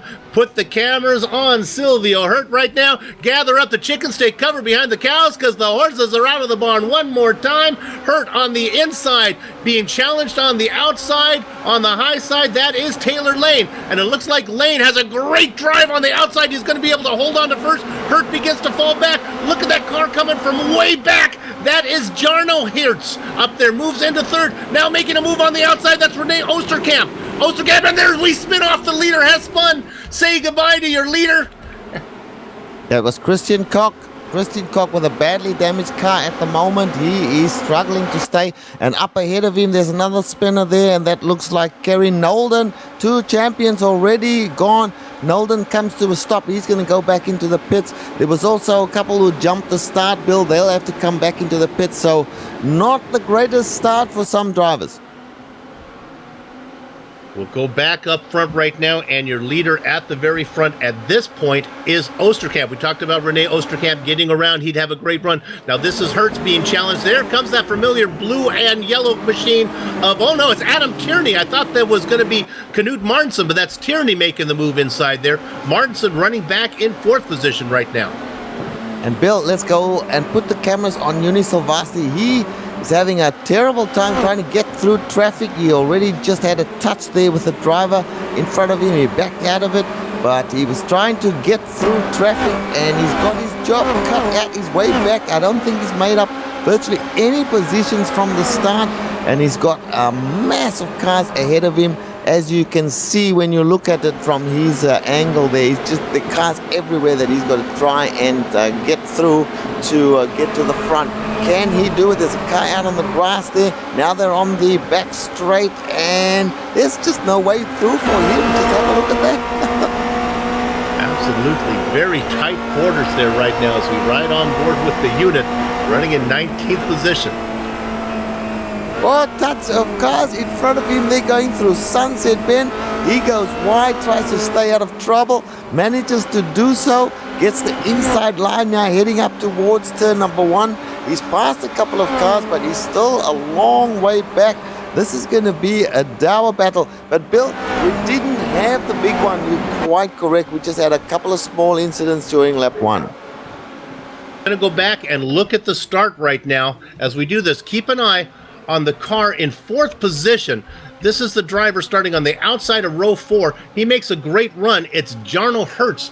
Watch him there as he goes around the outside. He's going to cycle out into 2nd place just behind Taylor Lane. Now watch Lane here. Lane was the leader. He spins right away. But what Richard talked about is because the nature of the track, he's able to spin off into the grass, doesn't bounce back in front of all the cars that are coming. That may not have happened when we had something like at Brands Hatch where the racing is tighter quarters. So you can see Lane file out back there, goes farther back. Now there's a couple cars also that had got in trouble ahead of those guys. We're going to go right on board right now with, who we riding on board with? We bring it up, it's going to be Kerry Nolan. Look at Nolan here running in 24th spot at the time. You can see all the problems in front of him there. He's looking for somewhere to go, and things don't work out quite for him as there's just no way around. He collects the drivers in front. And now we are back live again. Let's go to the front of the race here. René Oosterkamp, as I thought, Bill, He is leading the race, and he had two of the slower drivers ahead of him, but he's passed them. He's in position number 1. Following him is Adam Tierney in P2 at the moment. And then Jano Hirt's doing a great job in 3rd position at the moment. Quick just peek going to round out the top 5. Okay, in go 5th ahead. right now. Here we go. There's a pass just was made by Holstein. Sorry to interrupt you there, Richard. I just had a bad feeling in my stomach there. Christoph Holstein did a good job of getting around the Flying V. Stephen Chambers. Chambers drops back into 6th position. Holstein up into 5th. Well, that's and I was going to mention just ahead of them in 4th position as we drive with Christian Holstein at the moment. Knut Martinsen and Holstein coming up to Knut Martinsen, as Martinsen got a problem because he's going rather slowly at this stage. Holstein really attacking at the 5th position now, looking to get 4th position straight up. Looking at Martinsen's car, that beautiful Force Fissy machine, the blue and yellow machine there, I don't see any damages. Watch here as there's the pass being made as they go into the hairpin. That's Holstein really is on the charge right now. Yeah, he's trying from the outside though. That's not the ideal way to try and make the pass. But now he's got a better chance as they go towards the right-hander. Yeah, they come second. Wow. Defense, good defense there. Christoph Holstein not able to get the job done. Now they head towards Tower. He's going to go again. They take the right-hander. This is a very tight right-hander. You got the dirt out there. He goes into the dirt. He gets past. Holstein gets passed there by Stephen Chambers instead of him making the pass, Bill. There you have it. It's Chambers now. Let's go to 9th position here because we have 2 drivers who are kind of teaming up their way through the field. It is the unit, Eunice Lavasi running in 9th, Hugo Prado in 10th. Their next victim is going to be former champion Phil Reed. Now, Phil is no slouch, but right now, oh, look at the drive that Silvassi gets. He's going to gobble him up as he works his way down on the inside. He's going to have him even before they get into sunset. That's Silvassi. Let's see if Prado can follow him through. I don't think so. Prado's going to have to wait. Now let's see if Hugo can do what we've seen other drivers do, is get a good run through the bumpy section of sunset. Lord knows I've never been able to find the apex through that corner. I know it's there somewhere. Let's see if Prado, oh my goodness, and out in front Reed gets very loose, and that's going to turn the position over to Prado. Prado moves up into 9th, Silvassi into 10th. Go up to 4th position, Richard. Position. Let's go and have a look at what's going on. In 4th position is Jano Hirtz. Is in 4th position at the moment. We're looking at Martinsen, Knut Martinsen, Holstein, and Chambers running 4th, 5th, 6th, and 7th right now. Oh, it's Plumley. Right, It's Plumley here. Let's drop back to Plumley because Plumley's about to make a move here on Chambers. Plumley looks left, Plumley looks right, working both sides of the street like a jaywalking milkman, and he gets it done. And just about gets it done. And in front of them there, Holstein made the move on, that was Jano Hirtz, and Jano was able to fend him off. Holstein did not get that job done, but here comes Knut Martinsen now behind Holstein, and of course he's pulling Plumley along, so we've got some pretty good battling going on here for the 4th, 5th, 6th, and 7th positions. Hirtz about a second out in front of 3rd position right now, and Holstein, Christoph is really going places right now as he begins to gobble up that gap to 3rd position. I would not be surprised to see Christoph get around for 3rd spot. Let's go back to 5th right now because here's another driver on the move. Plumley dives to the inside of Kmart and gets the pass made. Almost chops off the nose of Kmart, but it's all okay. Yeah, I got a feeling there's something wrong with Knut Martinsen's I car. agree. He's being passed by everybody at the moment. Osterkamp and Tierney running 1-2. Really not a battle there. Maybe Richard will follow Holstein here because he's coming here on Hirtz. He'll be there in no time. Yes, he is indeed. So Plumley, then Holstein. Holstein has got Jano. Yes, isn't Jano doing a great job? Normally a back marker, Bill. It's amazing when these guys get to the second race and they're up front. They manage to hang on a lot better than they do in the feature race, and we've seen a lots of times where these guys do that. But here comes the pass from Holstein on the inside, heading into turn number 3, I think that is. 2 and 3, and now towards Big Ben they go, and Jano Hirtz has given up that position, and Holstein moves into 3rd place. Yeah, we saw that one coming. We can report that Knut Martinsen Kmart continues to have a going out of business sale right now. Actually, he's fighting back, though, on Chambers. I thought this was done. Chambers has got around him, but now he fights back. These guys get this settled down because the unit is a-coming back there in 8th position. Won't be long till he gets there. A great battle going on right now as you watch it there between Chambers, and here comes Kmart fighting back. Chambers had already made that pass earlier on this lap, and now Kmart, they go side by side, working their way through the right-hander, and that's going to allow Silvassi. Here he comes. These guys are battling. They're going to lose all the momentum. Don't be surprised if Silvassi doesn't get them both as they work their way up. A few more corners, and once they get to Le Mans down that Ullman straight, look for Silvassi to get them both. And Bill, yes, you said it exactly. Silvassi's coming now. He started off in 22nd place. He's already up to 8th place. And he's looking at 2 cars just here in front of him, Steven Chambers and Knut Martinsen. He should be able to get them possibly on this run towards Sunset Bend. He's fairly close. He'll get the draft. He should be able to shoot out to the right and get the inside line. He's not quite close enough going into the bend, but he's going to try anyway. Yeah. Let's hope they stay all safe. He gets the job done into Sunset Bend. Now he's got past the driver, which was Knut Martinsen. He's now got Steven Chambers ahead of him as they come out of Sunset and head towards turn 1. Got to give a shout out to Knut there. That's a case where you're not always checking your mirrors there. As you're looking at the driver ahead of you, you're thinking about pulling out and making a pass.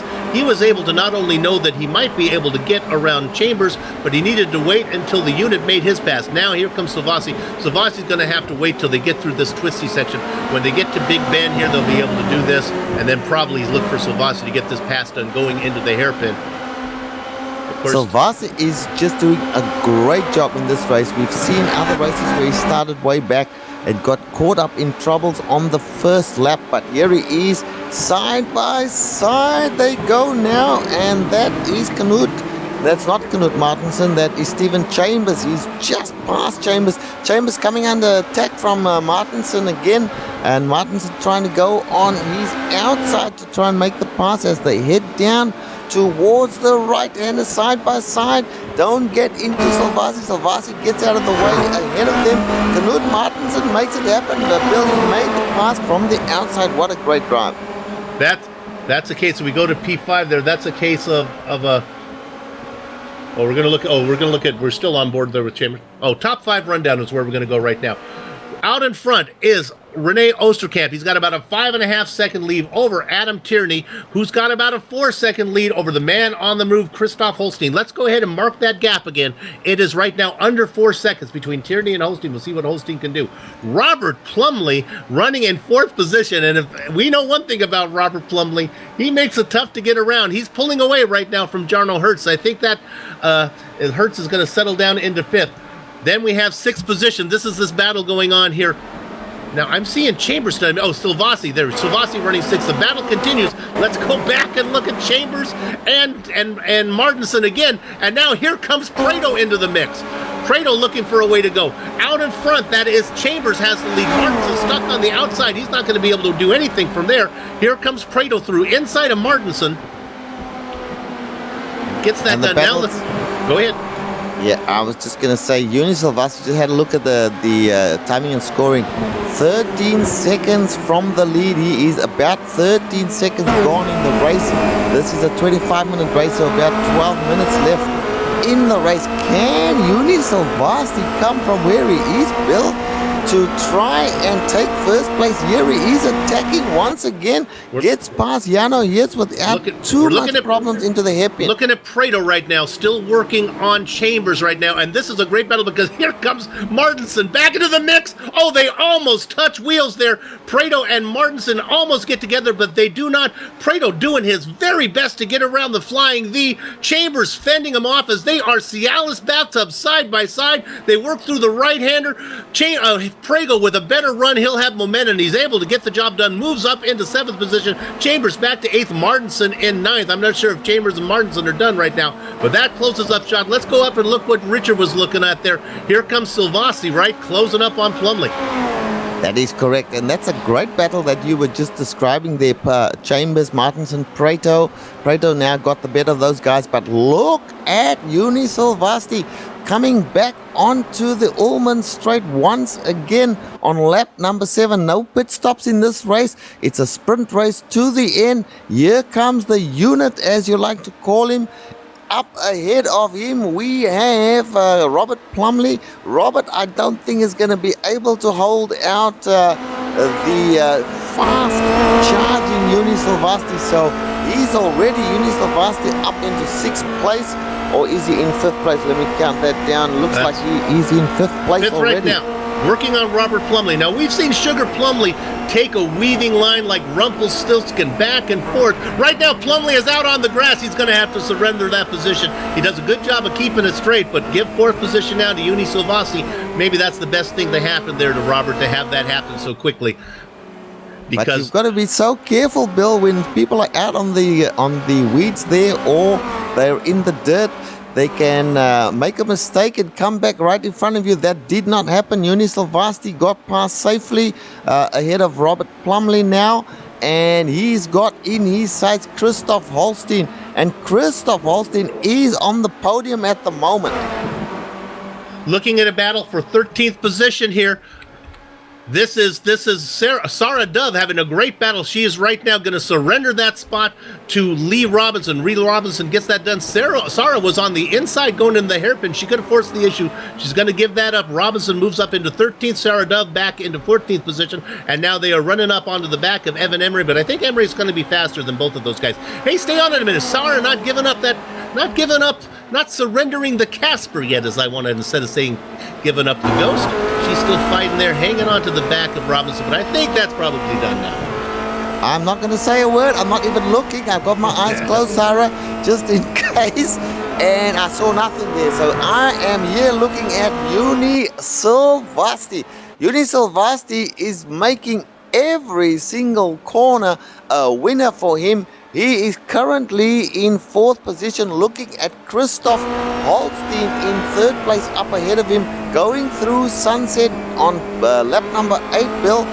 I think he's going to get on the podium here, honestly. Oh, I think the podium's a sure thing. I think Adam Tierney up there in 2nd is starting to get out the abacus to figure out how fast do I have to go to hold my 3.7 second lead over Holstein, because here comes Silvasti. There is still 8.5 minutes of racing to go. Boy, that's, if I'm Tierney, I'm thinking a 4-second lead with 8 minutes to go. I gotta be safe in 2nd right now. Don't forget that Rene Osterkamp looks like he's gonna pick up his first checkered flag of the season right now with a 7-second lead over Tierney. That's the benefit of having a bad feature race. You get a good starting position in the sprint race, and you can capitalize on that. Let's go ahead, Richard. Why don't you call this battle for 3rd? I think Silvasti's gonna have this pretty quick. And here he comes to go through the hairpin now. Up ahead, Christoph Holstein sees in his mirrors the appearance of Uni Silvasti. He knows that Uni has been fast in this race, on this track, won the previous race. Uni Silvasti passes him. He offers no resistance at this stage, probably the wise thing to do. He moves from 3rd position back to 4th position. Uni Silvasti now on the podium. Uni has now got up ahead of him just 2 drivers. Remember, he started from 22nd position, Bill, in this race. Oh, Sugar Plumley has spun, and he put it into the wall. Plumley, that was just heading into, not sure what corner that actually was. Well, I think it might have been Tower. Yeah, I think it was Tower that he got. Yeah, that's what I'm thinking as well. Now we're back live, and now we're going to go to P5 here. This is a battle. This is Hertz in a battle yes. with Prado. Now remember, Prado is making his way, doing his best. Yugo trying to hang on to the unit. Prado gets that pass made. Hertz drops back into 6th. Prado, he's also thinking of getting a podium as well. He's got, with Plumley out of the way now, he's got Holstein to get around. Yep, Holstein in 4th position, Prado now in 5th position. They are on lap number 10. There's only about 8 or so minutes, in fact 6 minutes left in this race, 6.5 minutes. Renault also come out in P1, Adam Tierney in P2. These guys, Tierney especially, must already be a little bit nervous. Here comes Silvasti. They head down towards the hairpin. The gap is narrowing. The gap now at the line was 10 seconds between 1st place and 3rd place, Juni Silvasti. Not sure whether he can make it to 1st place, but certainly, Bill, 2nd place is within reach. Yeah, he's got it just about under 2 seconds right now. It is just flunk it. Well, actually 1.9. He just did it. I think he has just under 6 minutes to get that done. Tierney, well, I think he's going to feel confident he can get a podium. Not sure if he's going to be able to hang on to that runner-up spot.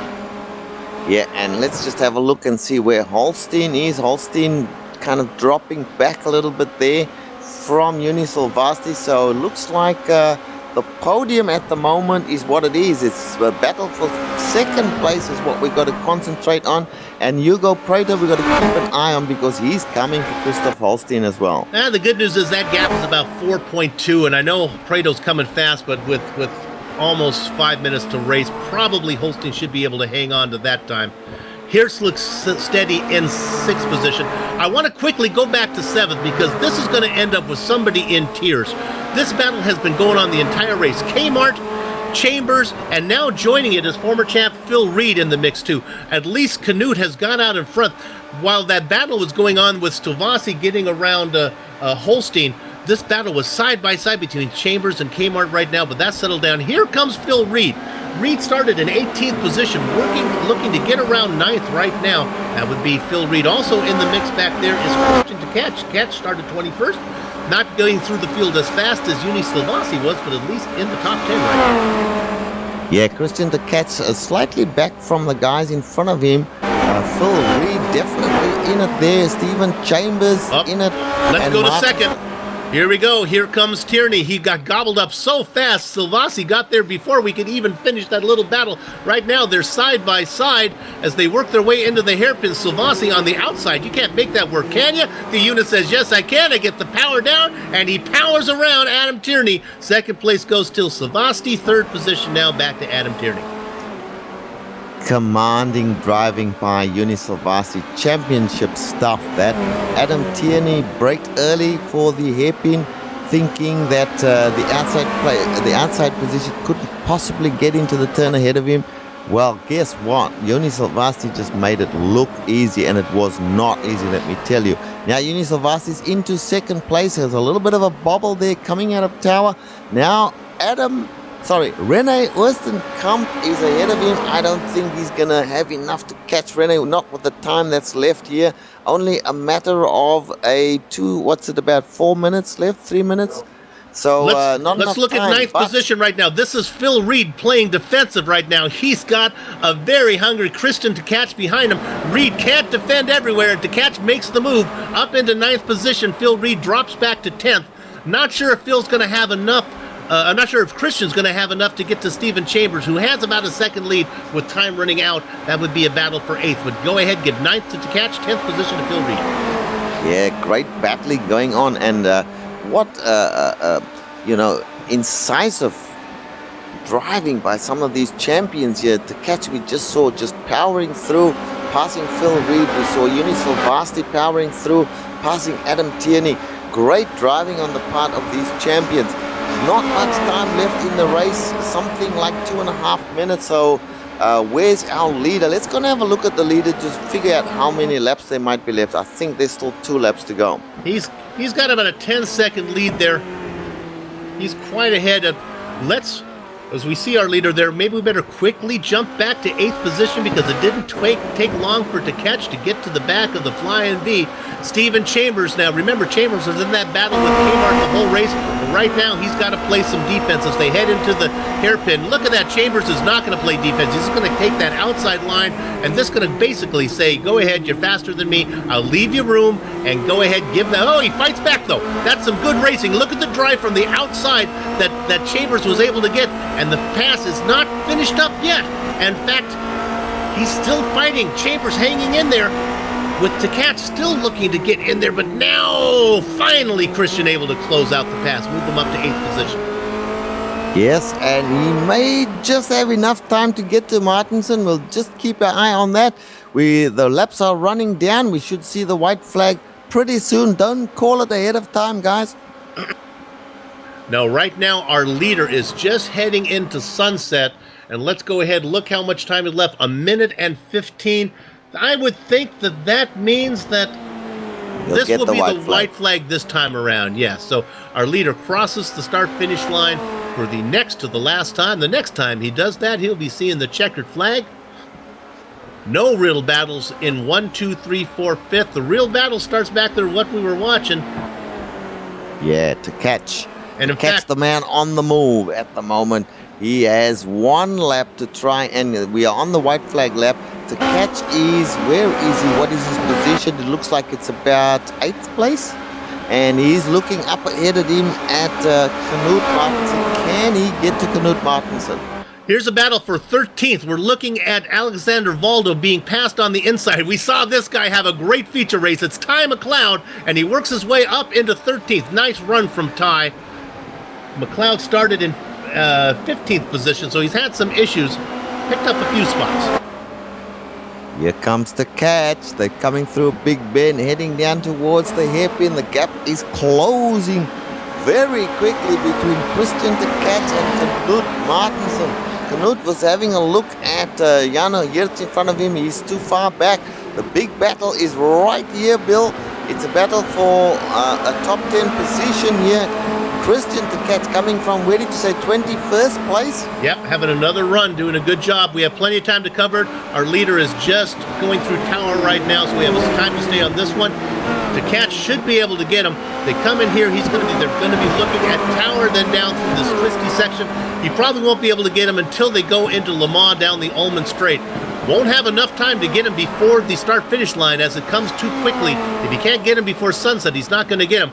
Meanwhile, our leader right now is heading into sunset. Let's go ahead to that guy. It's Renault Osterkamp. My goodness, he got the lead at the very beginning. Started in 3rd position, found the lead working his way around sunset.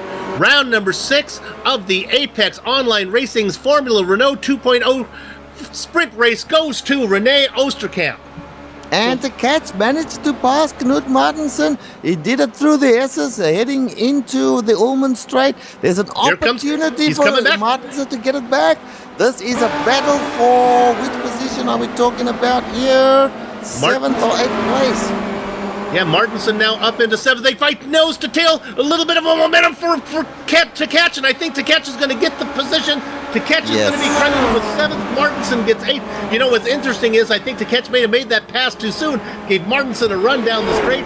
They go side by side into Ullman. Some great racing. Any more battles out there?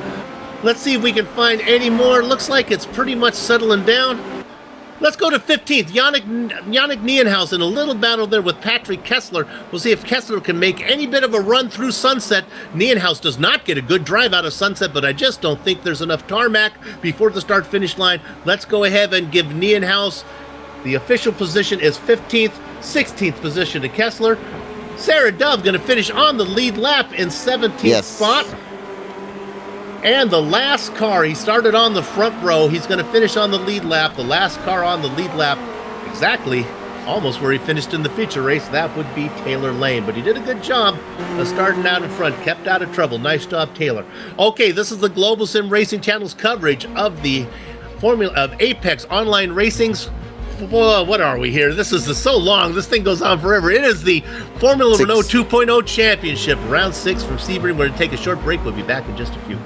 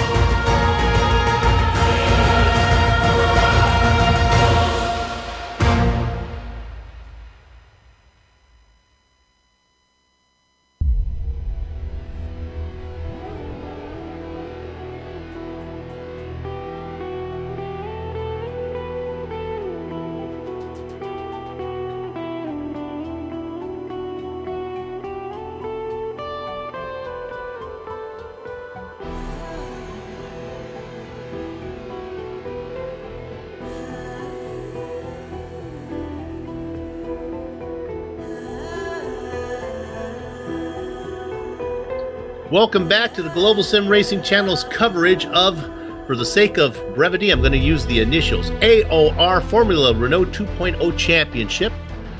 Round number 6 from Sebring. We just saw the sprint race, and it was a dandy. With your winner, he started third. He got the lead early, brought it home. That was René Oosterkamp. Starting from a 22nd position, worked his way through almost the entire field. Oosterkamp he could not get to was the unit, Uni Silvasti. Adam Tierney started 5th, was able to hang on to a 3rd position. Christoph Holstein, a great run from him, 11th to 4th. Hugo Prado could not get quite as many drivers as Silvasti got. Nevertheless, a good run from him, 19th to 5th. How about a shout out to Jarno Hertz? Started 4th, was able to hang on for a 6th place. Great race from him. Christian Takac, 21st to 7th for him. Knut Martinsen, we saw him in a battle the whole time with the Flying V, Stephen Chambers. Kmart got the nod over Chambers, 8th and 9th. Phil Reed got into that battle at the very end, but could not get around either one, rounding out the top 10. Richard? Then in 11th place, we had Lee Robinson. In 12th place, Evan Imre. 13th place, Ty McLeod, who had such a great first race. And in 14th place, it was Alexander Waldo. Good finish for Alexander there. And then Yannick Nienhaus in 15th place. Good finish for him as well. Patrick Kessler. We spoke to him after the first race. He did not have such a great run, but he finished up in 16th place in this sprint race here. How about Sarah Dove? I did not put my camera on her car. I did not mention her name. And look at that. She finished in 17th place. Good on you, Sarah. Then Tyler Lane finished in 18th place. Sorry, that was the last car on the lead lap. Then we go down to the drivers who finished laps down. Lawrence de Rijk in 19th place and Christoph Liester in 20th place. Bill? Robert Plumley started in 12th, but what so often happens to the Sugar Plum is he found himself in a jam and finishing up in the 21st position. Dylan Hember, 9th to 22nd. Manuel Hoyer, 25th to 23rd on this one. Silvio Hertz started on the pole. Things didn't go so well as he finds himself in a painful 24th position. Christian Koch, 25th, not a good day from him. And we had our mid-race interview. Kerry Nolden not able to come back with a good race in the sprint, found himself in trouble. Last car to take the on the overlay. Okay, let's go ahead and do some driver interviews now. Richard, there are many up there. Take your pick. I'll see if I can bring him into the booth with you. Who would you like to talk to? I think we'll talk to Jarno Hertz. I don't think we've spoken to Jarno before. There you go. Jarno, here we go. Richard Losper for you. Jarno, you got a copy? Yeah, hearing you. Okay, great. Jarno, great race from you, we thought, in this sprint race here. Finishing up here in, 6th place? What a great finish for you. Tell us about your race. Yeah, well, I knew I had some decent pace in me. I had some bad luck in the feature race with some damage early on. Starting 4th in the sprint race, well, it's a good start to the second race. Managed to hang on to 6th, only getting passed really by Hugo Prado and Silvasti. So yeah, still a bit of possessed by adrenaline, but yeah, I had a blast. Well, that is a good finish. I mean, you guys, we call it the way we see it. I mean, you guys spent a lot of time racing at the rear end of the field, and you got a good opportunity in this particular race, and you grabbed it with both hands. We think, certainly in the booth here, that was a fantastic run from you. Congratulations. And tell us a little bit about the track. They're very bumpy out there, we saw. Yeah, my hands are still shaking. It's really annoying because it's the first turn and the last turn, which are very tricky. If you get a bit too early on the gas, you'll go around. And I don't know if we've seen that in the sprint race because I didn't really notice what happened at the back. But yeah, it's quite a bumpy track. It's a tricky track, but not my best, but it's good fun. Well, you certainly did a great job out there today. And once again, we congratulate you on your 6th place finish. Thank you very much. Thank you for talking to us, Jarno Hertz. Bill? Thank you, Richard. Jarno with a great race here in the sprint race. Good job as he brought it home in 6th position. Okay, Richard and I are going to both talk here to Sarah Dove here. Let's go ahead, Sarah. Let's talk about what happened in that feature race where all of a sudden you actually flew like a dove there. I'm not sure what happened. Have that ever happened to you before? That's never happened to me before, but it was I was just turning around the corner and got understeer, tipped the wall, and then all I could see was the pits spinning around in circles, and apparently I actually crossed the finish line onto the 11th lap while in the air. Yeah, it was a bizarre. We're blaming Richard on that because we actually went to you right there and we gave you the commentator's curse. We caught the whole thing on camera. Richard, why don't you go ahead and talk to her? She had a nice race in the second race. I'm not saying a thing here because I put the curse on you, Sarah. I am so sorry, my dear. When the moment I put the camera on you, what we saw was something that we will remember for the rest of the series. But your second race here, you had a great time in the second race. Tell us about that. My heart was beating for like the whole first 2 laps because everything was just everywhere. And started 25th, I think. And by the time the first lap finished, I was 11th. And then I dropped down to 13th, but I think halfway through the race, I spun and got some damage and just made it into 7th. Yeah, we think that's a great finish for you, and just keep practicing hard. You're doing a fantastic job, Sarah. We really love the idea that that you've taken this on, and that you're hanging in there with the boys. Thank you. Back to you, Bill. Sarah Dove, a nice lead lap finish today, 17th position in the sprint race. Okay, this is always a fun interview. Let's bring in the Flying V, Stephen Chambers. I wish you people at home could take a look at my clipboard because I have here Kmart and Chambers, and I scratch off one, that is battle, and then they're back at it again, and I circle it, it's still going on, then I scratch it off. What a battle with Kmart today, Stephen. I know! It was amazing! Everybody who's raced with people in this league for a while will know that Knut Martinsen is probably the cleanest or one of the cleanest drivers there is on the grid. And I like to pride myself in thinking I'm one of the same. So when we get together and track, I can trust him. He's not going to put me in a wall. He's not going to run me off the road. He's going to leave me enough space. And we did. And what you get is when you have that is a great racing.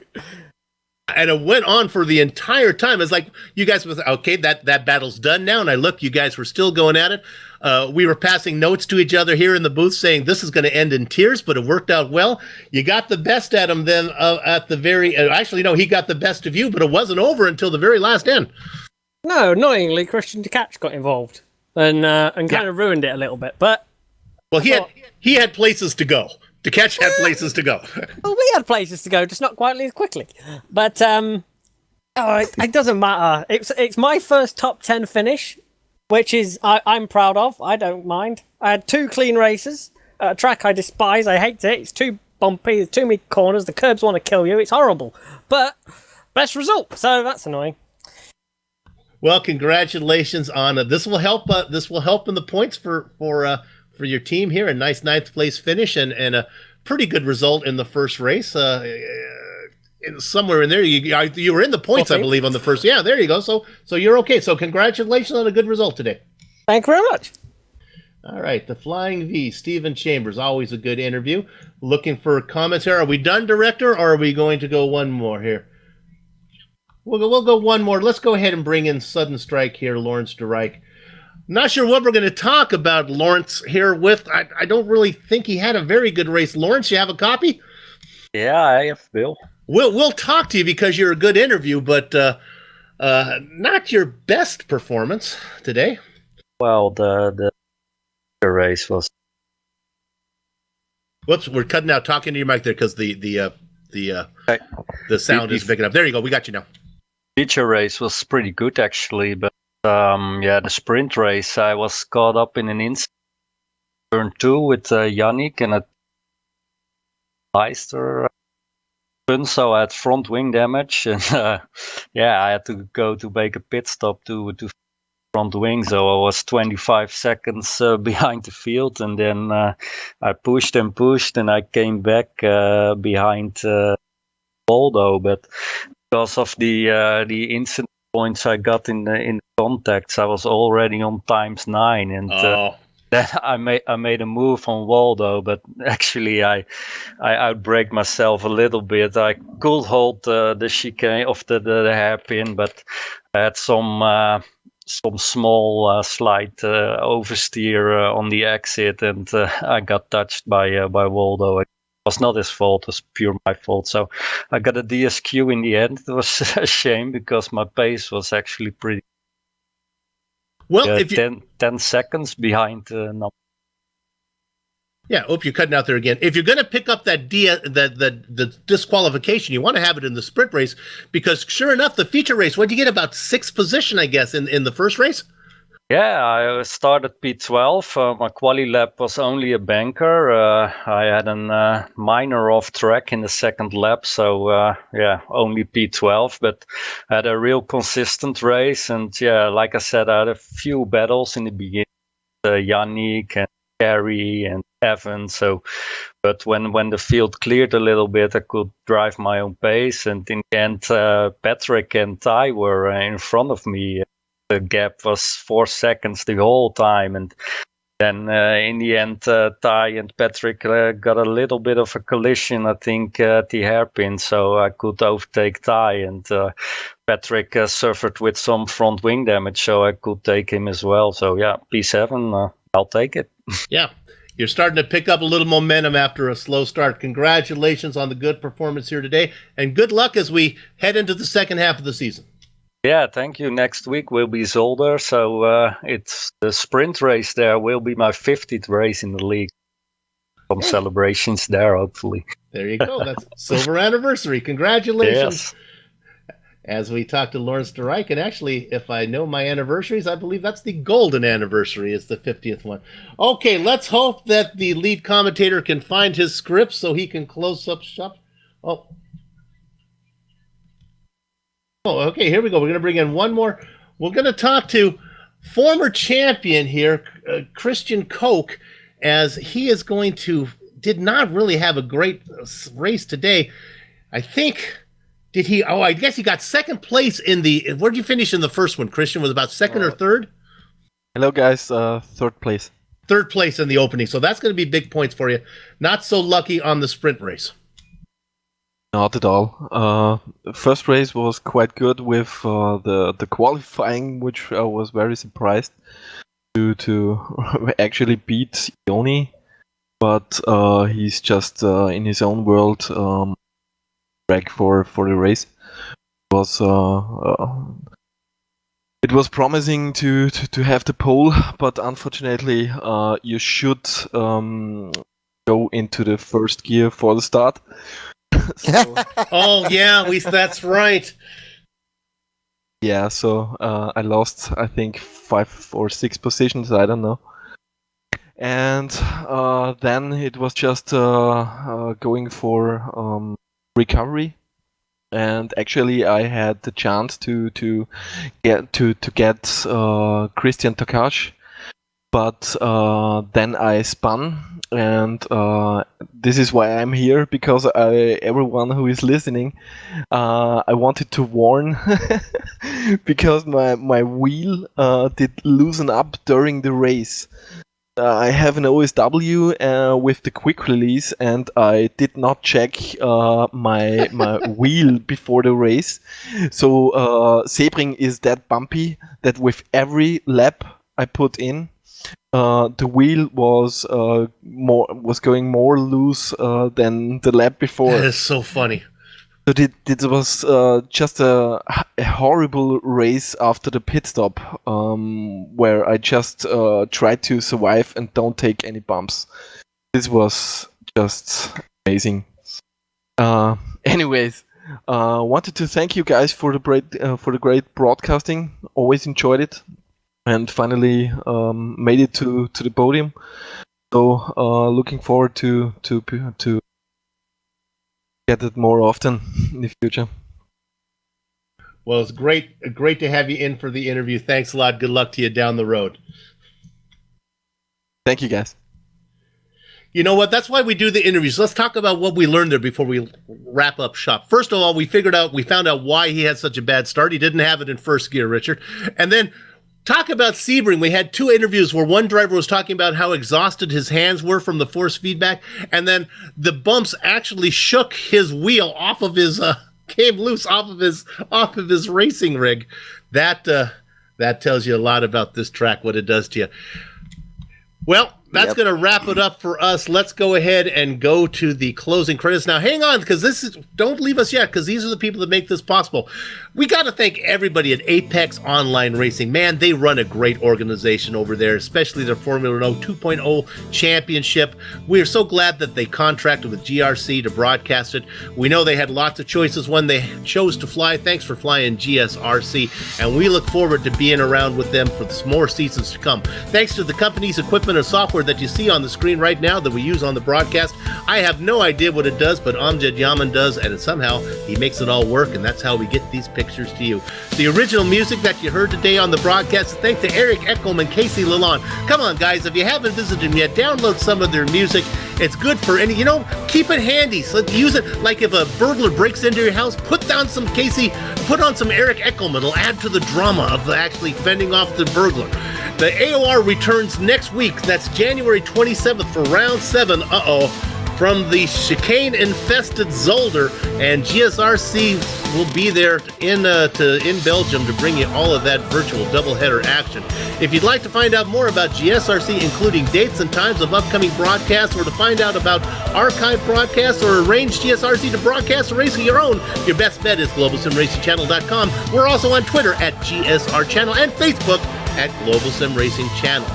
And now, we close up shop. On behalf of my mic mate, Richard Losper, our director, Amjad Yaman, and our camera artist, Dougie Beard, I'd like to thank all of you for watching. And with that said, we're off to have fun storming the castle. So until next time, race hard, race clean, and we'll see you on the track.